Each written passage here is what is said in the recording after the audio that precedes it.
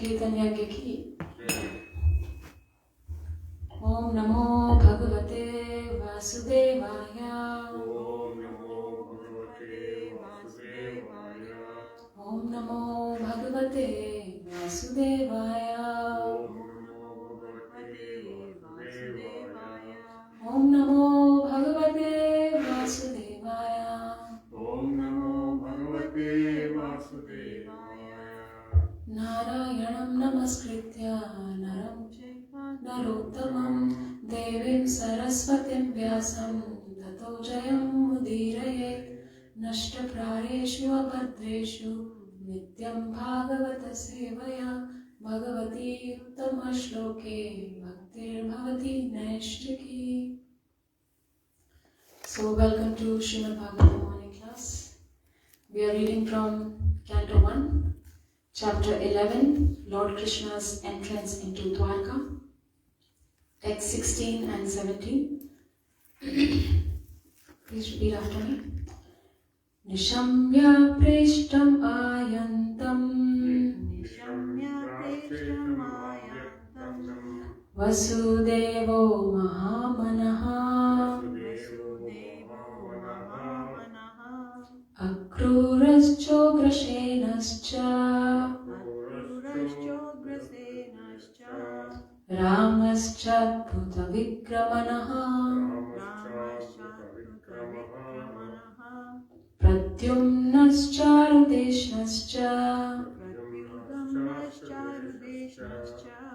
Sambojambavati Sutaha Praharsha Veguchashitaha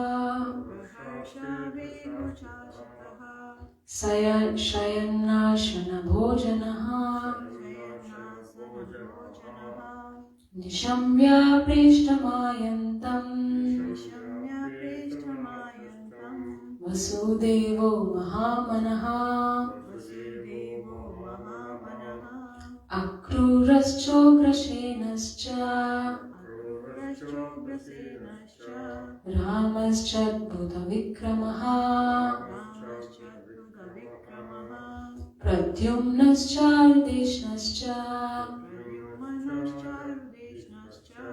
Sambojambavati Sutaha Praharsha Veguchashitaha Shayanashana Bhojanaha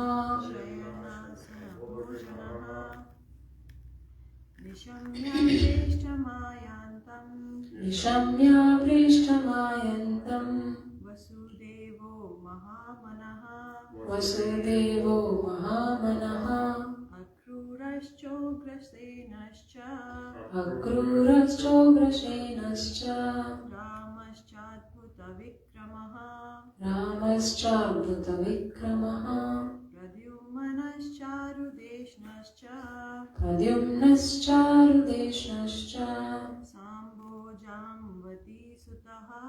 Shambojambavati Sutaha Praharsha Veguchashita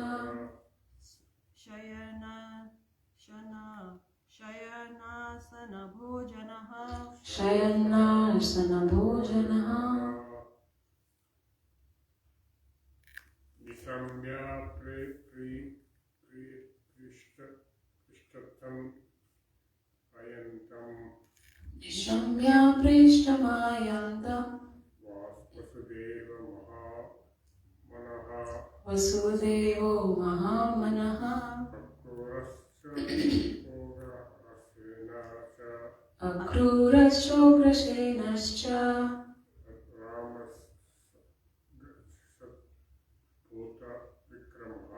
Ramascha Vikramaha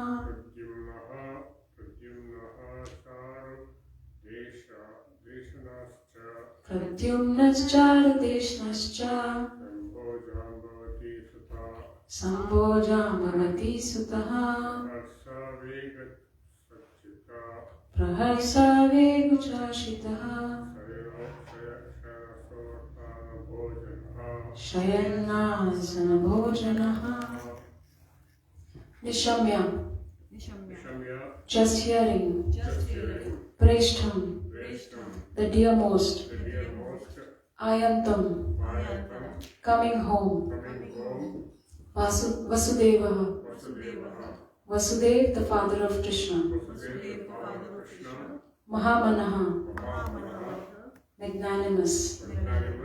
Akruraha. Akrura. Cha. And.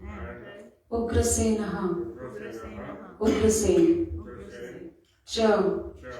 And. Ramaha. Balaram, the older brother of Krishna.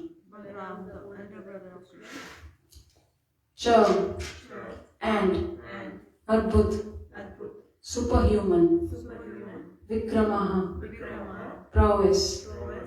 Pradyumna. Charudeshnaha. Charudeshna. Cha. And.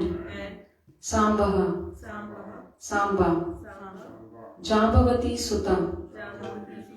The son of Jambavati. Praharsha. Extreme happiness. Vega. Force. Uchashita. Being influenced by. Shayana. Lying down. Asana. Sitting on. Bhojanaha. Dining. Translation and purport by His Divine Grace A.C. Bhaktivedanta Swami Srila Prabhupada. Srila Prabhupada ki Jai. On hearing that the most dear Krishna was approaching Dvārakā Dham, magnanimous Vasudev, Akrura, Ugrasena, Balaram, the superhumanly powerful, Pradyumna, Charudeshna, and Samba, the son of Jambavati, all extremely happy, abandoned resting, sitting, and dining. Purport. So we covered two entities in this verse, so we'll start with Ugrasena. One of the powerful kings of Vrishni dynasty and cousin of Maharaj Kunti Bhoj. His other name is Ahuka. His minister was Vasudev and his son was the powerful Kamsa. This Kamsa imprisoned his father and became the king of Mathura. By the grace of Lord Krishna and his brother, Lord Baladev, Kamsa was killed and Ugrasen was reinstalled on the throne. When Salva attacked the city of Dvārakā, Ugrasen fought very valiantly and repulsed the enemy. Ugrasen inquired from Naraji about the divinity of Lord Krishna. When the Yadu dynasty was to be vanquished, Ugrasen was entrusted with the iron lump produced from the womb of Samba. He cut the iron lump into pieces and then pasted it and mixed it up with the sea water on the coast of Dvārakā. After this, he ordered complete prohibition within the city of Dvārakā and the kingdom. He got salvation after his death.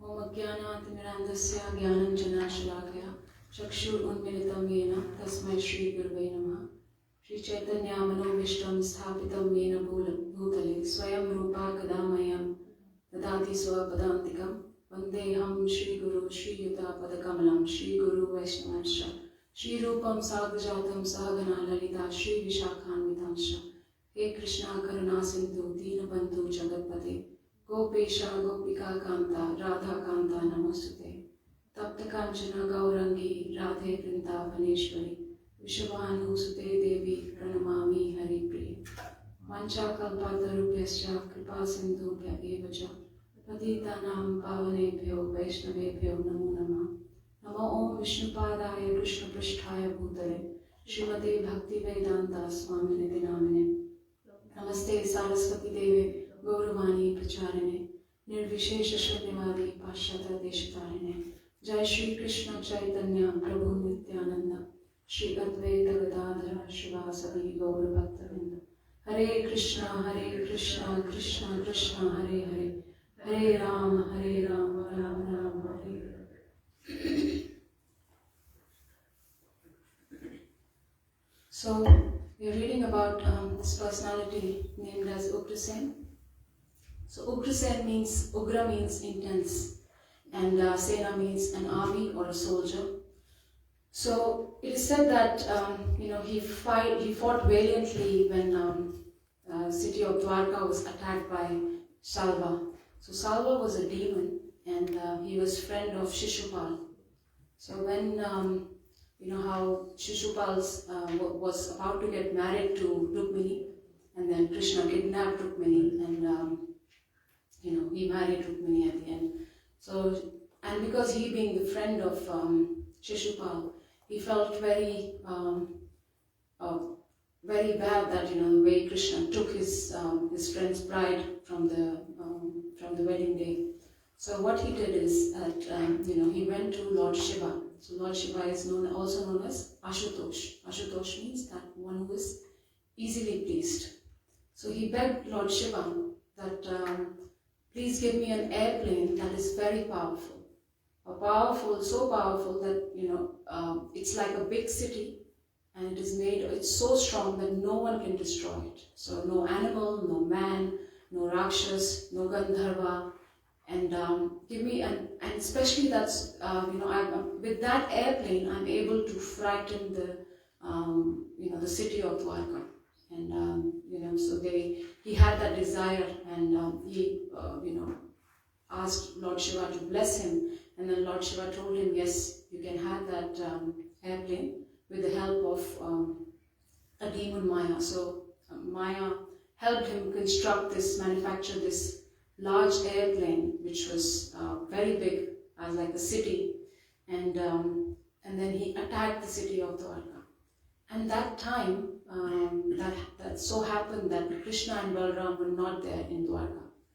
So, Ugrasen along with Pradyumna, it's also mentioned in the Bhagavatam, that Pradyumna along with Ugrasen, they fought valiantly with Salva, and they were able to repulse the enemy. Again, it's described in Krishna book that eventually Krishna also came in time, and Balaram came in time, and Balaram protected the city of Dvārakā, while Krishna fought with the demon Salva, and he was able to defeat him. So we see here that it is also mentioned that when the Yadu dynasty was to be vanquished, Ugrasen was entrusted with the iron lump produced from the womb of Samba.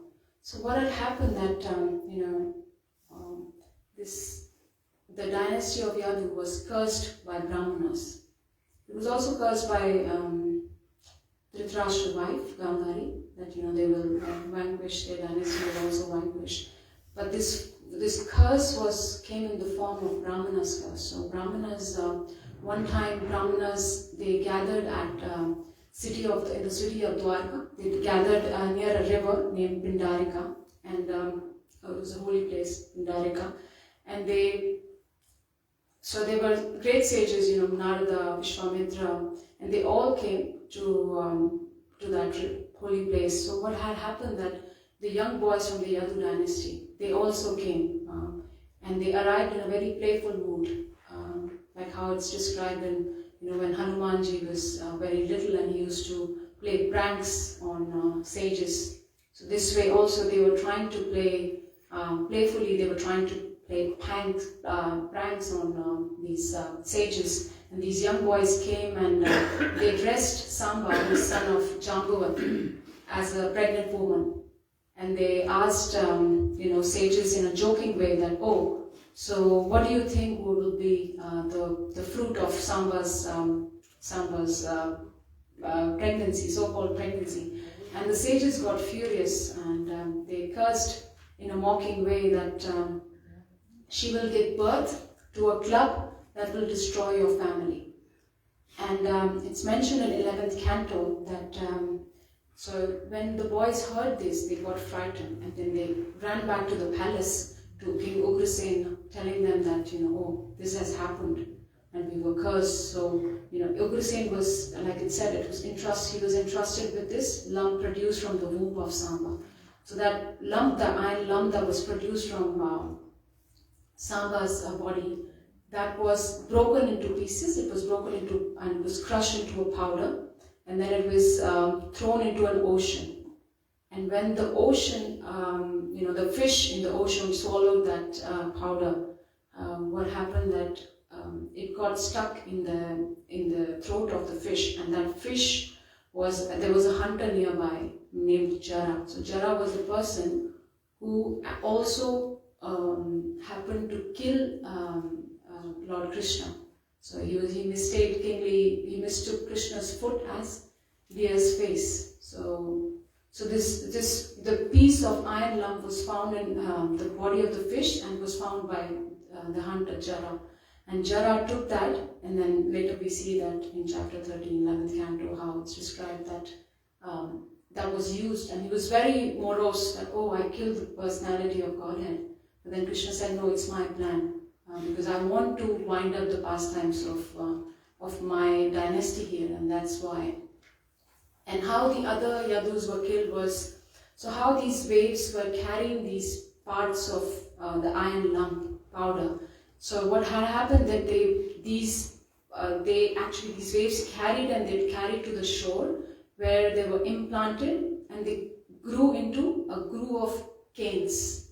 So canes grew, and then Krishna asked, when Krishna was hit by this Jara hunter, Krishna asked all his relatives to move to a place and perform, just get absorbed in meditation, and now it's our time to go back. So, but then they went there, but then they also were meditating, but then they also got very intoxicated with pride that, oh, nobody can defeat them. The Yadus got, and they started drinking, and then in that, but again it was arranged by Krishna. And when that happened, they happened to be in that place where the canes were growing, the canes that were from the powder of the iron powder lump. And then they started using those canes to attack each other. So, and then these canes grew into iron rods, and then they started killing each other, and that's how it is said that the Yadu dynasty was, they wound up their pastimes from this material world. Okay, so we'll read from Baladev. Baladev. He is the divine son of Vasudeva by his wife Rohini. He is also known as Rohini Nandan, the beloved son of Rohini. He was also entrusted to Nanda Maharaj along with his mother Rohini. When Vasudeva imprisoned by mutual agreement with Kamsa. So Nanda Maharaj is also the foster father of Baladev along with Lord Kṛṣṇa. Lord Kṛṣṇa and Lord Baladev were constant companions from their very childhood. Although they were stepbrothers, he is the plenary manifestation of the Supreme Personality of Godhead, and therefore he is as good and powerful as Lord Kṛṣṇa. He belonged to the Vishnu Tattva, the principle of Godhead. He attended the Swayamvar ceremony of Draupadi along with Sri Kṛṣṇa. When Subhadra was kidnapped by Arjuna, by the organized plan of Sri Kṛṣṇa, Baladev was very angry with Arjuna and wanted to kill him at once. Sri Kṛṣṇa, for the sake of his dear friend, fell at the feet of Lord Baladev and implored him not to be so angry. Sri Baladev was thus satisfied. Similarly, he was once very angry with the Kauravas, and he wanted to throw their whole city into the depths of the Yamuna. But the Kauravas satisfied him by surrendering unto his divine lotus feet. He was actually the seventh son of Devaki prior to the birth of Lord Kṛṣṇa. But by the will of the Lord, he was transferred to the womb of Rohini to escape the wrath of Kamsa. His other name is therefore Shankarshana, who is also the plenary portion of Sri Baladev. Because he is as powerful as Lord Kṛṣṇa and and can bestow spiritual power to the devotees. He is therefore known as Baladev. In the Vedas also it is enjoined that no one can know the Supreme Lord without being favored by Baladev. Bala means spiritual strength, not physical. Some less intelligent persons interpret Bala as the strength of the body. But no one can have the spiritual realization by physical strength. Physical strength ends with the end of the physical body. But spiritual strength follows the spirit soul to the next transmigration. And therefore the strength obtained by Baladev is never wasted. The strength is eternal, and thus Baladev is the original spiritual master of all devotees. Sri Baladev was also a class friend of Lord Sri Krishna as a student of Sandipani Muni.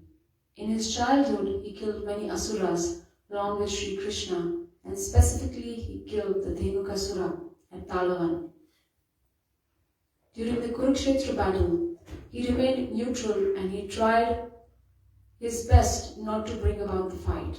He was in favor of Duryodhana, but still, he remained neutral. When there was a club fight between Duryodhana and Bhimsen, he was present on the spot. He was angry at Bhimsen when the latter struck Duryodhana on the thigh or below the belt, and he wanted to retaliate the unfair action. Lord Sri Krishna saved Bhima from his wrath, but he left the place at once, being disgusted at Bhimsen. And after his departure, Duryodhana fell to the ground to meet his death. The funeral ceremony of Abhimanyu, the son of Arjuna, was performed by him, as he was the maternal uncle. It was impossible to be performed by any of the Pandavas, who were all overwhelmed with grief. At the last stage, he departed from this world by producing a great white snake from his mouth, and thus he was carried by Sheshnag in the shape of a serpent.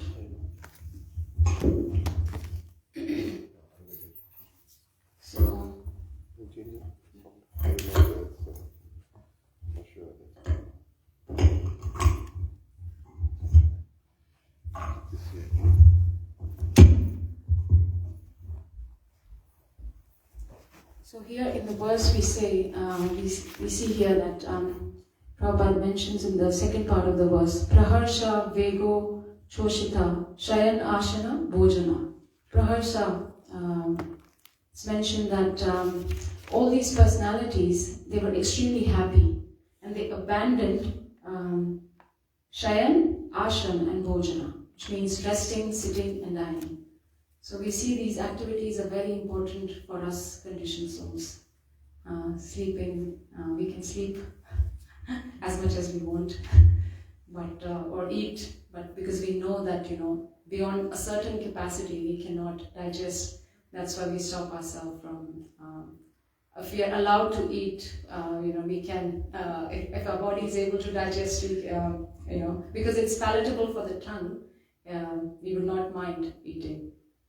So in 11th canto, there's a verse that says, Dehendriya pranaman, Dehendriya pranamanodiyamvo, Janmapyayashut bhayatarsha kritshahe, Samsara dharme ravimuyamanaha, Smritya hare bhagavata pradanaha. Dehendriya prana mana diyam diyamvo, yo. So dehe means the body, indriya means the senses, and prana means the life air. The life air that constantly asks for water, the life air that constantly asks for food. Mana, our mind, and dhiya means intelligence. So the conditioned souls here, they're constantly affected by these dehe, indriya, manaha, prana, and dhiya. So, it's mentioned in this verse that these are all samsara dharma, like they are part of being in this material world. Yes, we say that dukhalaya shashvatam, that this world is temporary, full of misery. So, these activities, or any activity that we perform, we are constantly, affected by these dehendriya, prana, mana, dhyam. So, but it is said that Bhagavat Pradhan, in this verse it said that the pure devotees, they're completely indifferent to these 5 things. So as we see here that they abandoned all these activities of resting, sleeping and eating. So Deha, how is Deha affected by the material world? Deha is affected because by Janma Payas, like Janma and decay. So birth and decay or death. Because we want our body to always be healthy. But that's not the case, because we are growing old each day. Even a 1-month-old baby is also called old because he is gradually getting old, and that's why the body is decaying. And Indriya, what does Indriya do? They constantly ask us for something. The senses, they are constantly hankering for this. Give me this now. But like how? And there's no limit to satisfying the senses. Mana means, mind is always constantly trying to make plans, stop the suffering of this material world. How can I bring unlimited happiness in this material world?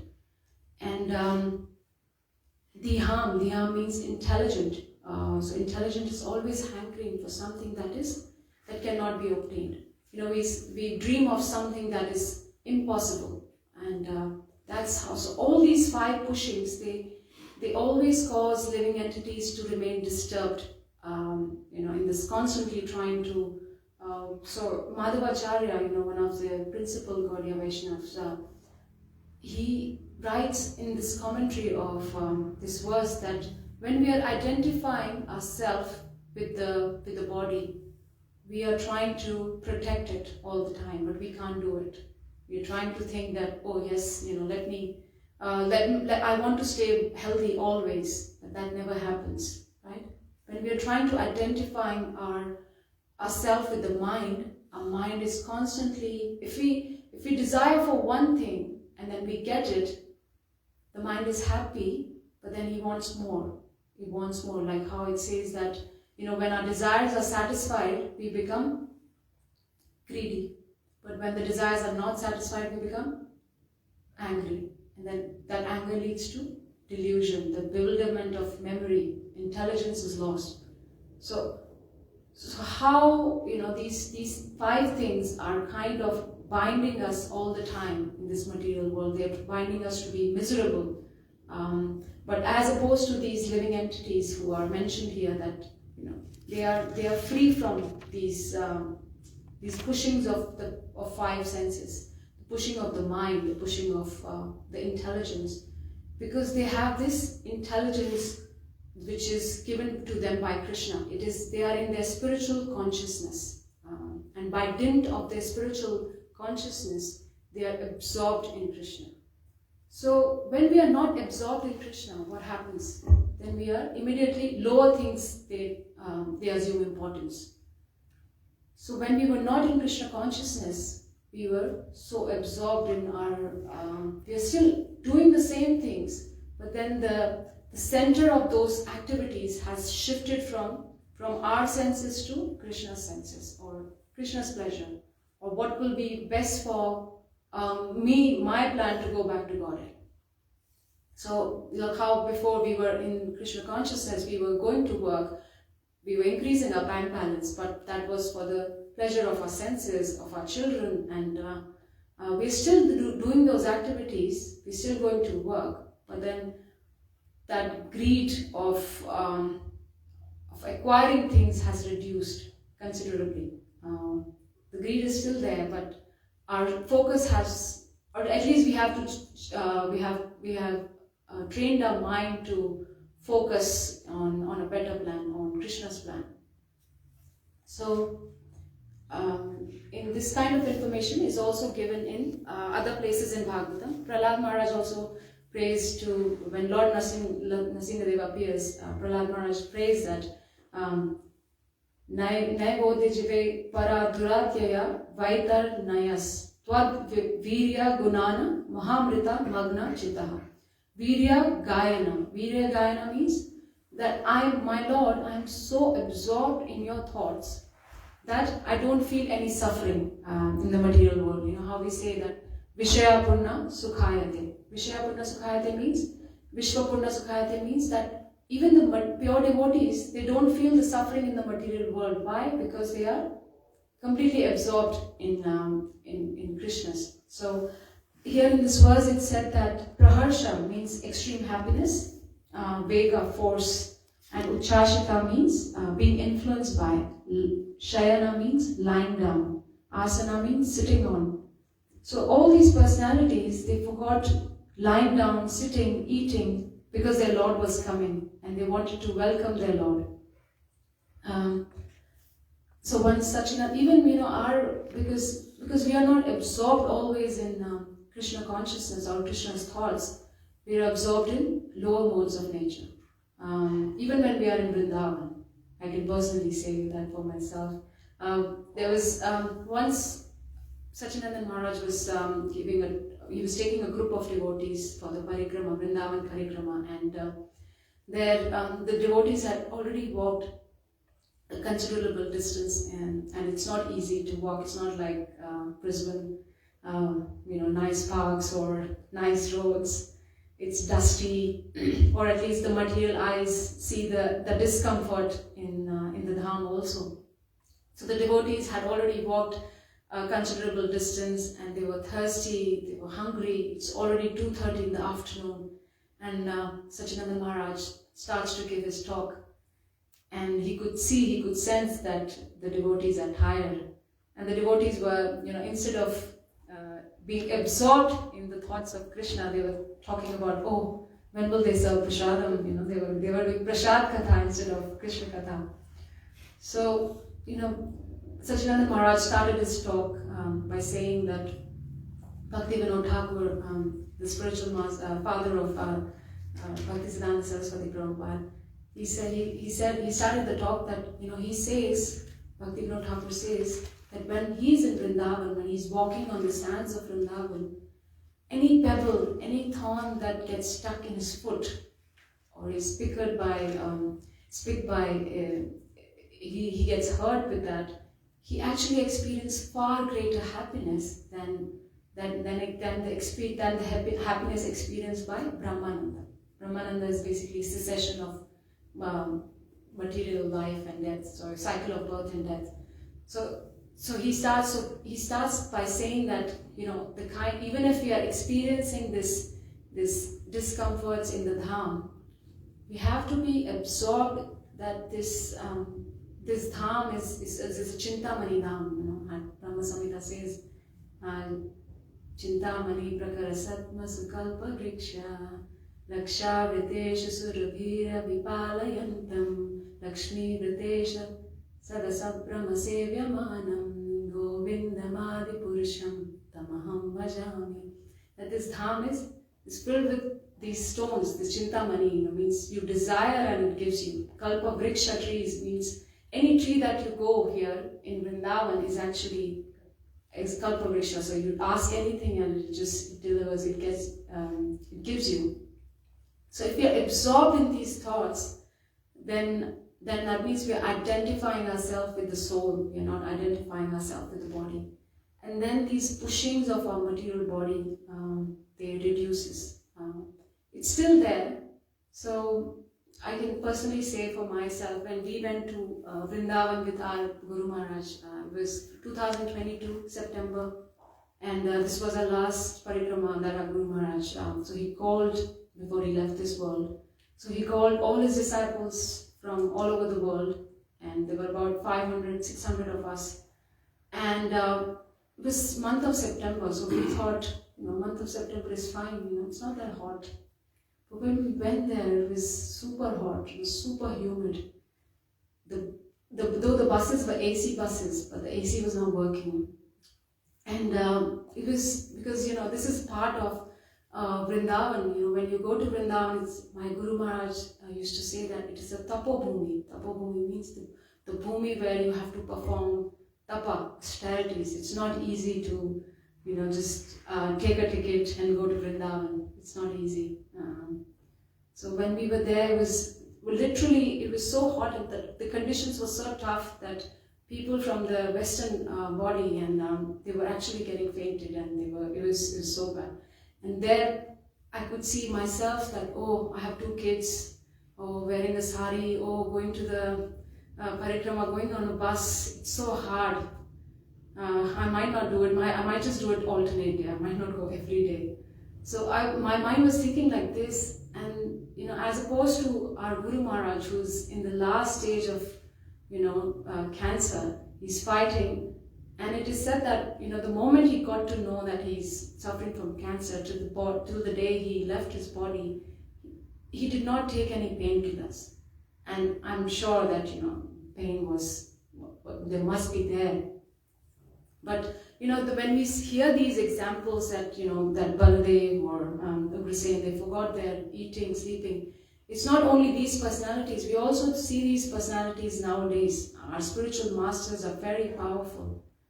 Prabhupada himself, traveling at the age of 69, suffering 2 heart attacks, still did not deter him from spreading Krishna consciousness, because his compassion was far greater than his inconvenience that he was experiencing.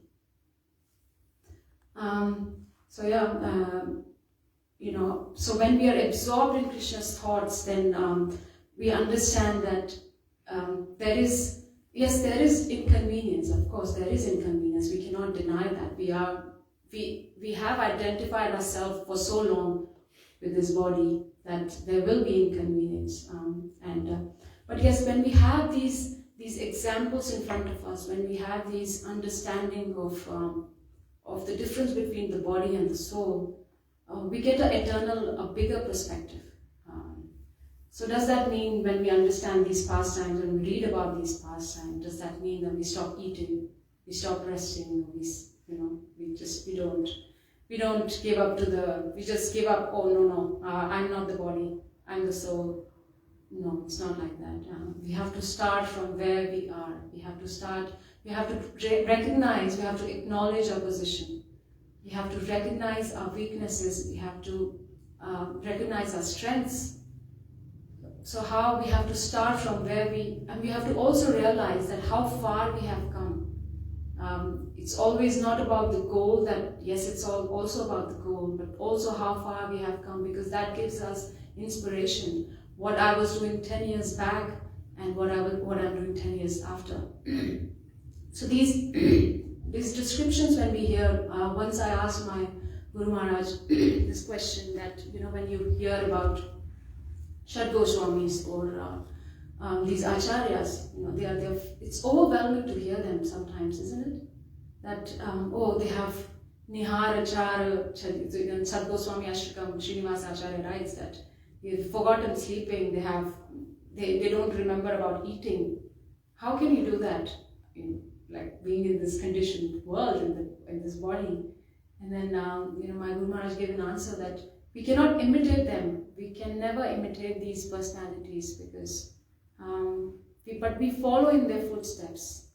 And these activities or these pastimes of these acharyas, they give us inspiration that there is spiritual pleasure in the company of Krishna is far greater than that it can transcend us from this material platform.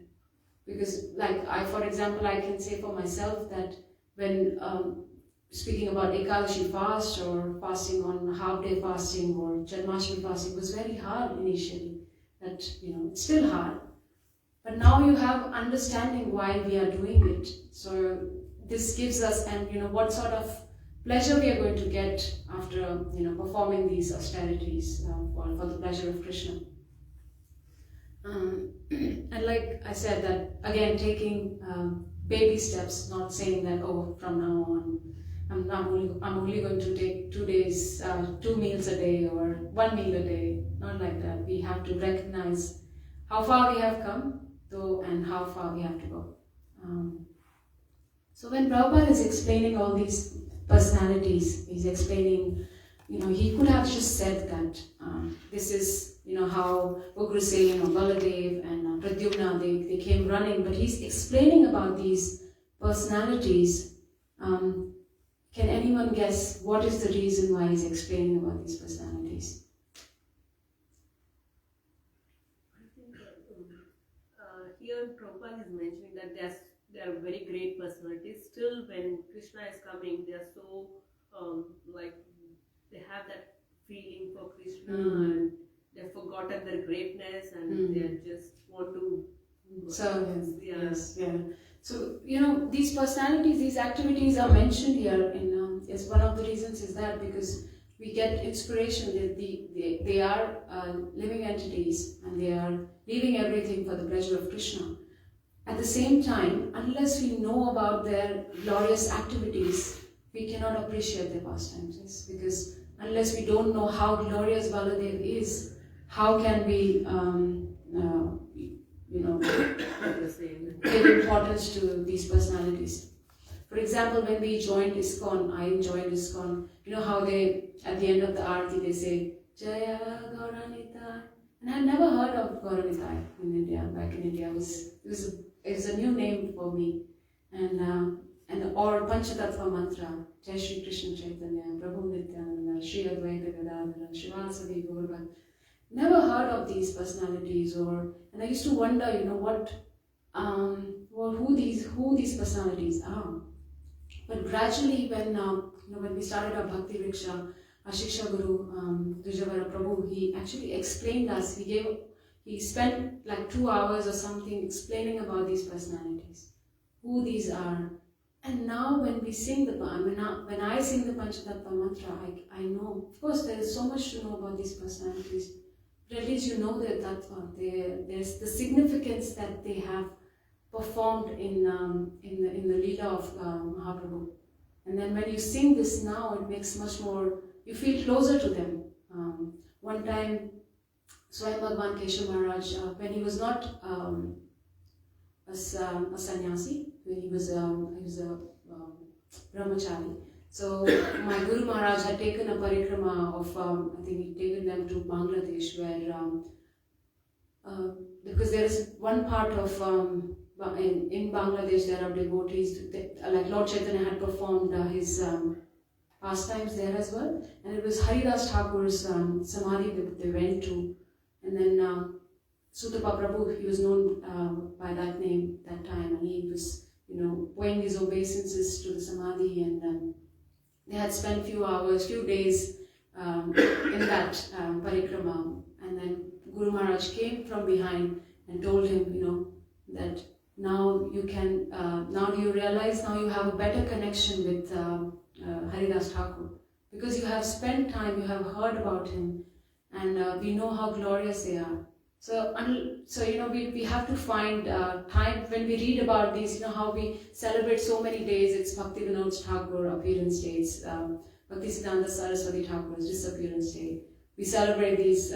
My Guru Maharaj used to say we should actually acknowledge and celebrate these days, because they actually they give us strength. When we celebrate them, whatever activities they perform, they give us strength to perform our spiritual sadhana nicely. So these pastimes, how it's explaining that Baladev is part of, when they were growing up together, Baladev was also present in Vrindavan, and so he was also present in Dvārakā and Mathura. So the pastimes that Krishna performed in Goloka Vrindavan, they are different from the pastimes that are performed in Vaikuntha or Dvārakā. Because what is the difference between the pastimes performed in Vaikuntha and the pastimes performed in Goloka Vrindavan? The difference is that they are, in Vaikuntha, they are serving Krishna as in the mood of awe and reverence. They are serving Krishna as the Lord. While in Goloka Vrindavan, they are serving Krishna as spontaneous. They are serving Krishna as spontaneous out of love and affection. Kunti Maharani, in her prayer, she says that, so she's standing from a distance, folding her hands and offering the prayers to Krishna. And she's saying that, the sight of you, though you are the reason behind this creation, everything exists because of you, Krishna, but though you being the baby, you are being chastised by Mother Yashoda and you're crying on that. So she is, this side to her is bewildering. She's like, oh, there you are. You can make the whole world cry, but here you are. You are actually, Mother Yashoda is making you cry. Krishna can make us cry, right? He has this so many punishments that a conditioned soul suffers in hell. The threefold miseries in this world, Adi Bhautik, Adi Devik, Adi Atmik, and the three modes of material nature, they're constantly affecting us. But here Krishna is. So this side is so bewildering for Kunti Maharani. She says that, how come you are suffering? You are suffering because of Mother Yashoda seeing the stick in her hand. So how Krishna makes this. It is said in that purport in Kunti Maharani's prayers that though devotees try to please Krishna with their reverential attitude, they worship Krishna with reverential attitude, but Krishna is meticulously pleased when the devotees forget that he is the Supreme Lord. They are serving out of spontaneous love and affection.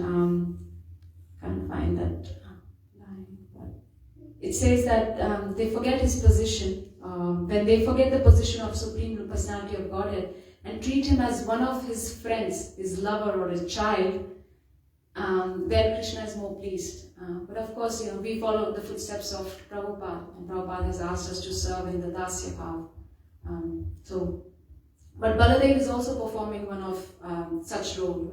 He's performing as a friend, and he's also performing as a Vatsalya Ras, because he's the older brother of Krishna. So though he's an expansion of Krishna on one side, but he's also playing a superior role as an elder brother. So he's trying to protect Krishna from not doing naughty things. Like he reports to Mother Yashoda when Krishna eats the dirt. So Baladev is also taking different roles. He's serving in all the 5 rasas. It is said that he's in the Shanta rasa. He's serving as the Dham, Vrindavan Dham, the paraphernalia, the mic, the harmonium, the Vidanga. So Baladev is serving as in the form of Shantaras. He's serving to Krishna in the form of Shantaras. And he's also serving in the form of a Das. Then he's also serving in the form of Vatsalya. And it's also said he's also serving in the form of Madhurya. So he comes in the form of the younger sister of Radharani, Ananga Manjari. And Ananga Manjari, so because Balaram as a male cannot enter into the pastimes of Krishna and the gopis, so he comes in the form of Ananga Manjari to assist the gopis and Krishna in their pastimes. So Baladev's glories are spoken by Krishna himself. So one time when Baladev and Krishna, Balaram and Krishna, they were going to the forest, and when they entered the forest, there were a lot of bumblebees in the forest, and they all surrounded Balaram. And then there were the deers. The deers were very timid, they were very shy, and they were offering their obeisances to Lord Balaram. So Krishna was glorifying Lord Balaram like that oh, these bumblebees, they look like your old devotees from past life. They don't want to give up your company. That is the reason why they're hovering around you. And then these deers, they're acting like gopis. They're so timid, they are shy. And then there were trees in the forest, and they were bowing down because they were loaded with fruits. They were bowing down to Balaram. So Krishna was glorifying Balaram in this way, in relation to Vrindavan Ram, because he manifests himself in the form of Vrindavan. So we see here, it's not that because Baladev is Krishna's expansion, Krishna is not glorifying him or he's considering him as his servant. In fact, Krishna is also mentioned in some pastimes that Krishna also massages Balaram's feet as an older brother, and Balaram doesn't say, oh, don't touch my feet because I'm your expansion or I've come here as your servant. No, because the mood in Vrindavan is they want to serve. It's just spontaneous. They want to anything that brings pleasure to Krishna that they want to do. So in the pastimes I mentioned here in the purport in regards to Balaram is a lot of pastimes that happens, and we see that the common thing in these pastimes is it's showing the anger of Balaram. Right? He's getting angry at everything, and we might wonder that this is the Lord, this is the expansion of the Lord. So the Lord is in two different forms, but he has two different desires, two different opposing opinions. How is that possible? So, Jayadvaita, so it's like a split personality, right? So in this pastime, Prabhupada says that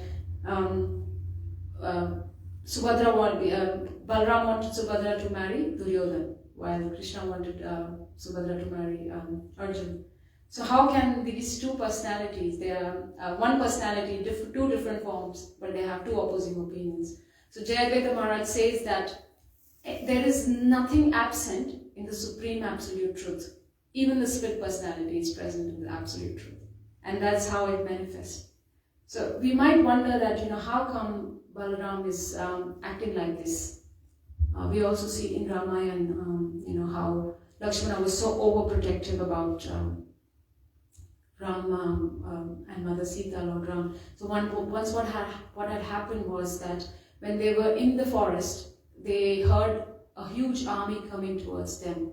And then Lakshmana climbs up on the top of the tree and sees that there is an army of Ayodhya, and he recognizes that this is the army from Ayodhya. But then he sees that there is an elephant at the start of the army. There is an elephant, but there is no umbrella on the elephant or the top of the elephant, which means that there is the prime king in that army is absent. So he immediately concludes, Brother Ram, I think Bharat has come us to attack.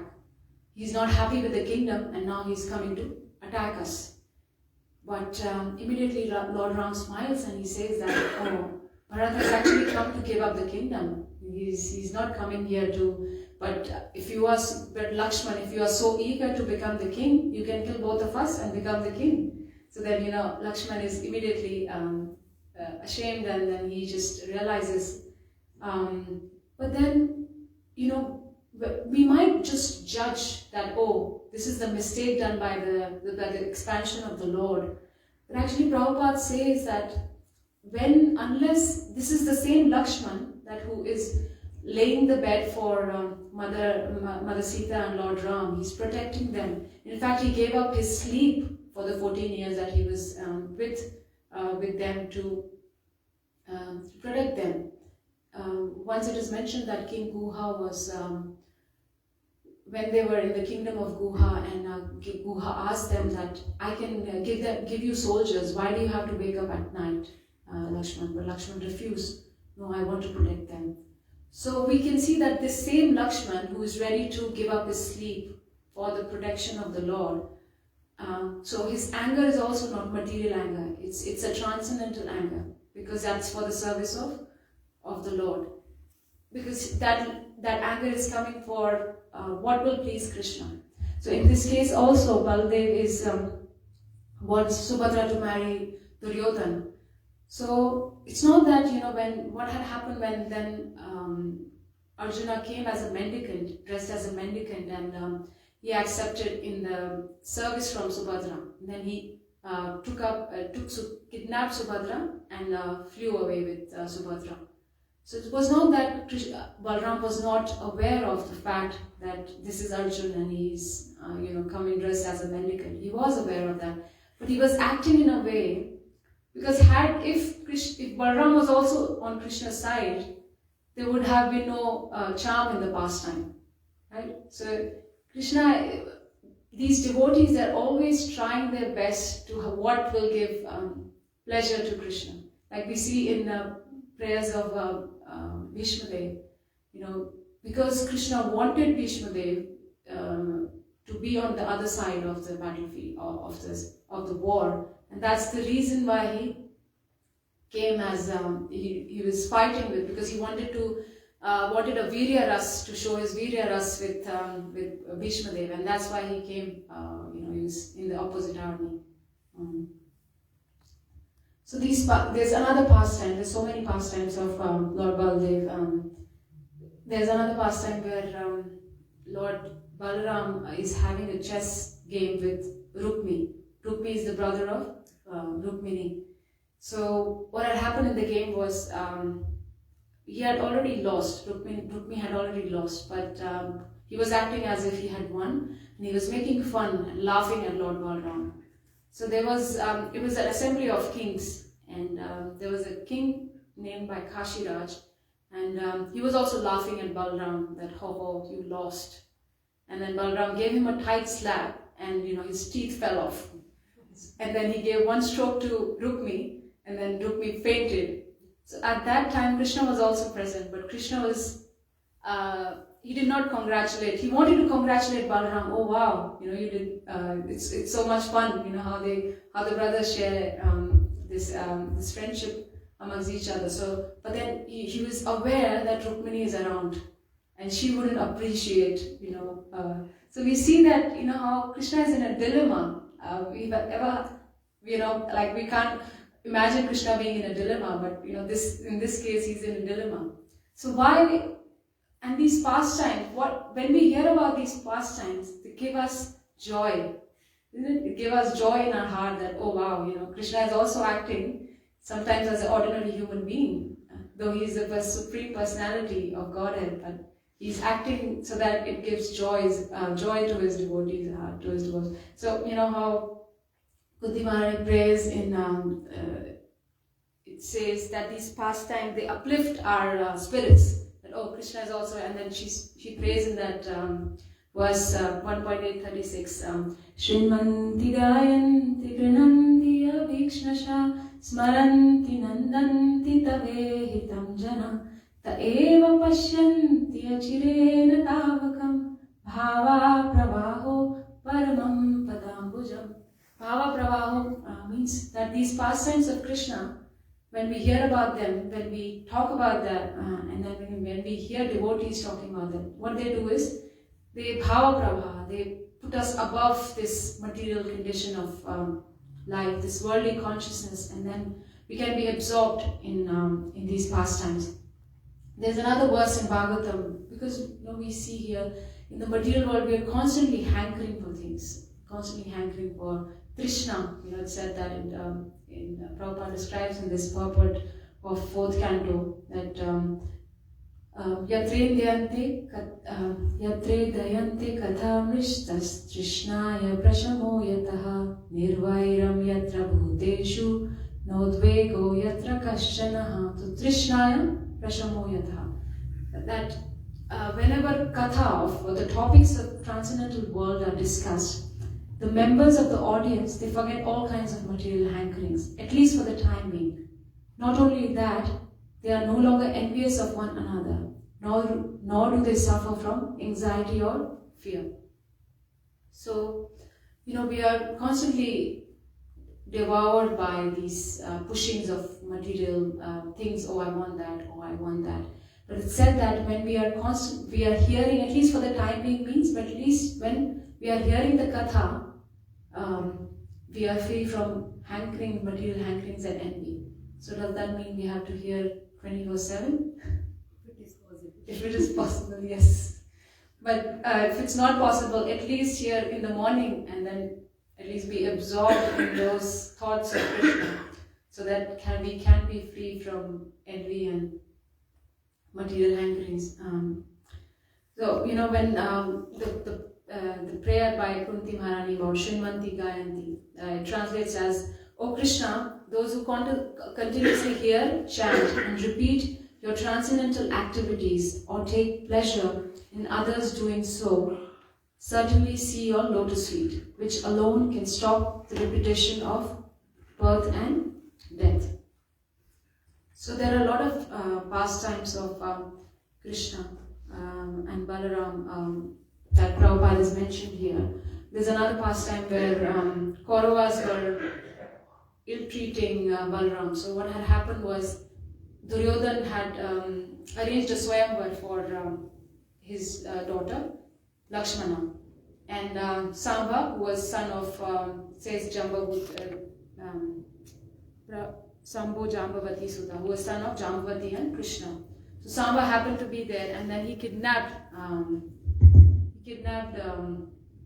Lakshmana, daughter of Duryodhan, and then he flew away. But then when Kauravas got to know this, they actually sent their people to stop them from running. And then Samba was a very brave soldier. So, but then there were 6 people in the Kauravas army, and Samba was fighting alone. So he gave a good fight, but then eventually they caught Samba, and then they kidnapped Samba. So when the news reached, Narad Muni went to Dvārakā, and he broke this news that they have kidnapped Samba and his wife Lakshmana. So then they sent Balaram to sort out the matter. So Balaram went, and then is it working?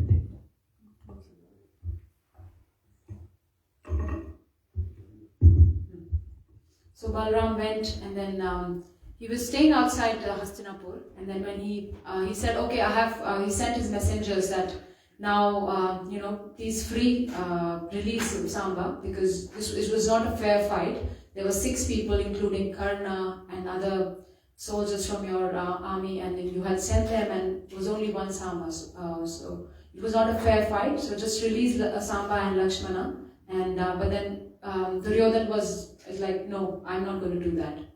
Then Balaram, to teach them a lesson, what he did was he just took his plow, and then he just digged the plow in the on the ground, and then with that he started dragging the whole city of Hastinapur, and he had intention of throwing this on the banks of Yamuna.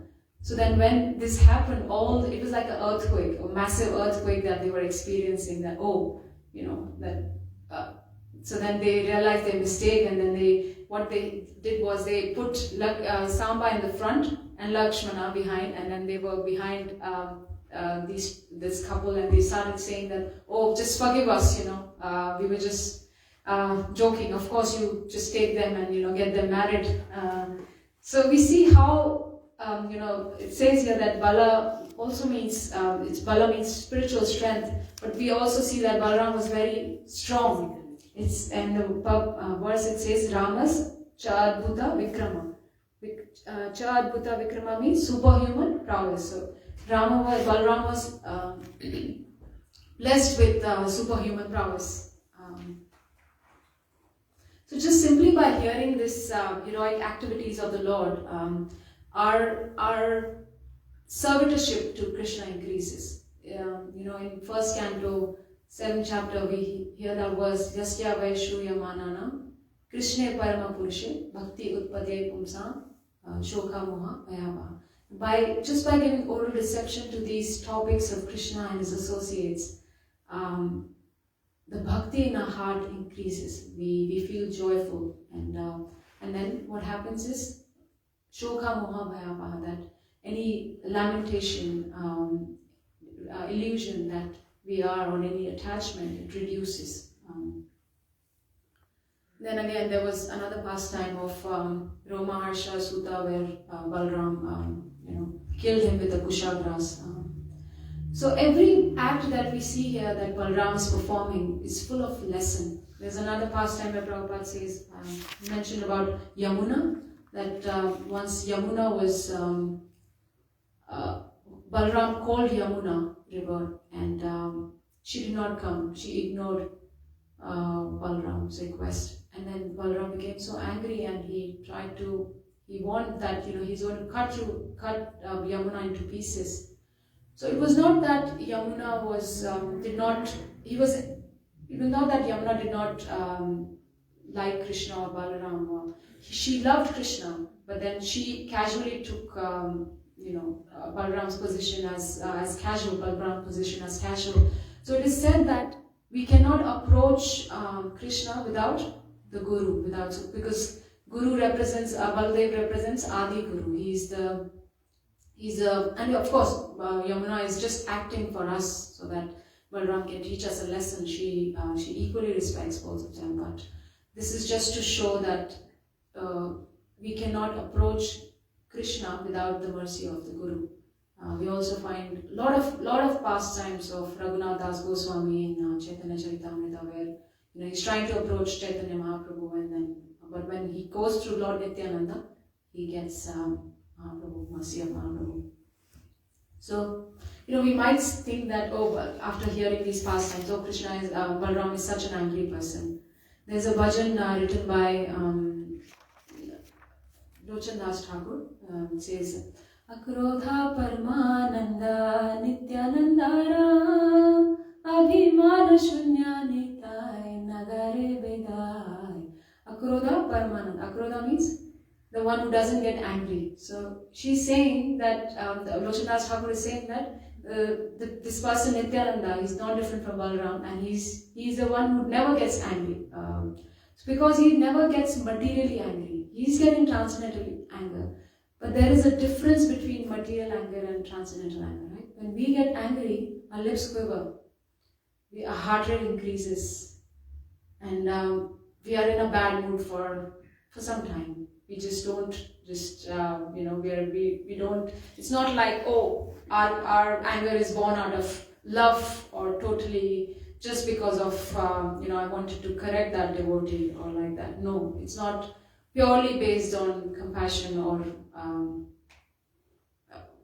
love, out of love. It's not like that. But here we say that, we see here that Lochan Das Thakur is saying that he is not only Akrodha, he is also Paramananda, means he's full of bliss. So his anger is not material anger. In case of Prabhupada also, Prabhupada also had, he also used to get angry and his anger was very prominent. But we see when we hear Prabhupada's lecture, there are two people Prabhupada used to get very angry with, or used to be very strong. One was scientists and Mayavadis. So once there was a Mayavadi philosopher that came to Prabhupada, and he came with his followers, and they were having an argument. And Prabhupada asked him something about Bhagavad Gita. And Prabhupada, he's just bluffing. He's giving this, he's just not coming to the point. And then Prabhupada says, see, are you a teacher or a cheater? And, pointed out his disciples that, are you following him?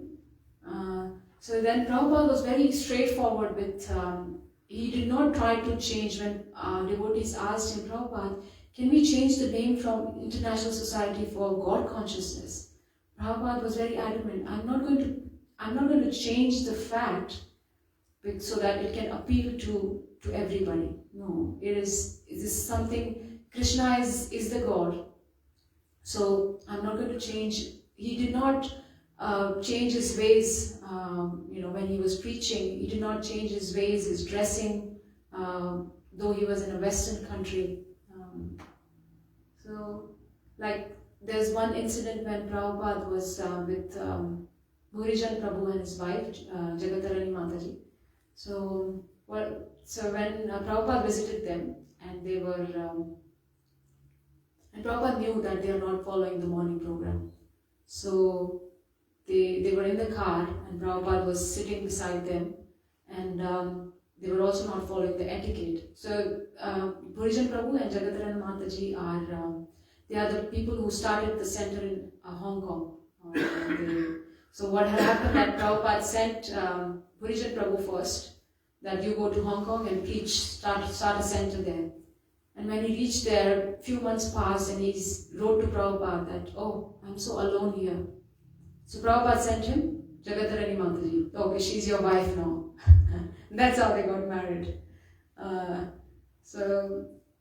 And then once he visited them, so he got to know that they are not following the morning program. So he asked them, so Bhurijan, how is your morning program going?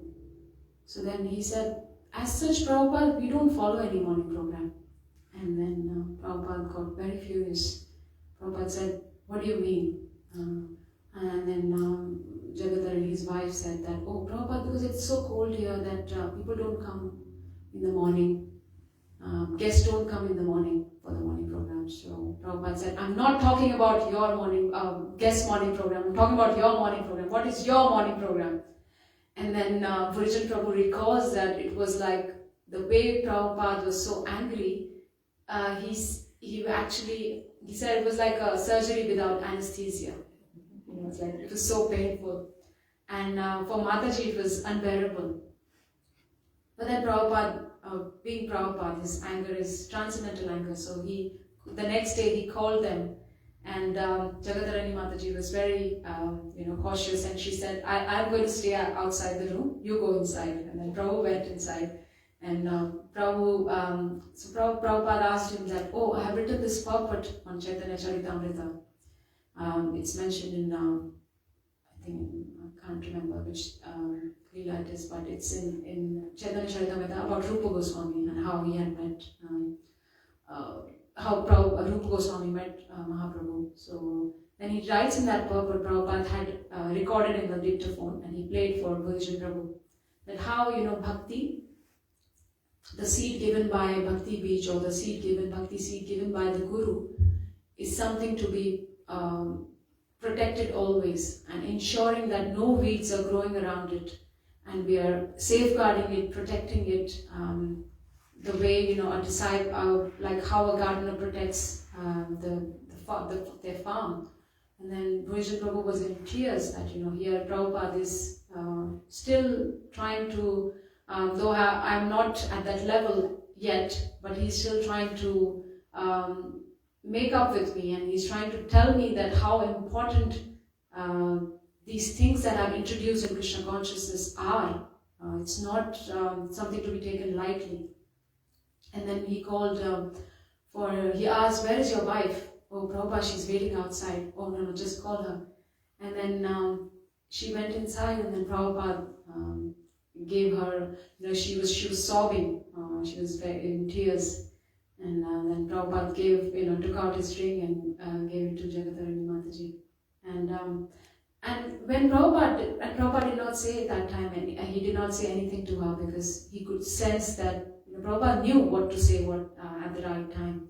So then, and later when we see that when Prabhupada gave that ring to Mataji, that actually, it was an investment in her heart that Prabhupada did. And later we see that how Mataji and Prabhu, Mataji actually went on to ask Prabhupada about how a Krishna conscious couple, how a couple should behave in Krishna consciousness. I'm not sure where it is documented, but there's a conversation between Mataji, Jagadharani Mataji, and Prabhupada, how a Krishna conscious couple, a couple should behave in Krishna consciousness. So, Prabhupada's anger was also like a transcendental anger. So when we hear these pastimes about Prabhupada, we realize that this is totally born out of compassion and love. It's not because Prabhupada likes correcting us or likes scolding us. No, it's because similarly we hear that, we also realize that Baladev's anger is also transcendental. And when we hear these topics, they uplift us, like how Kundimanani says that, these topics, they uplift our consciousness from the material consciousness to spiritual consciousness. So we will stop here. If anyone has any questions or comments.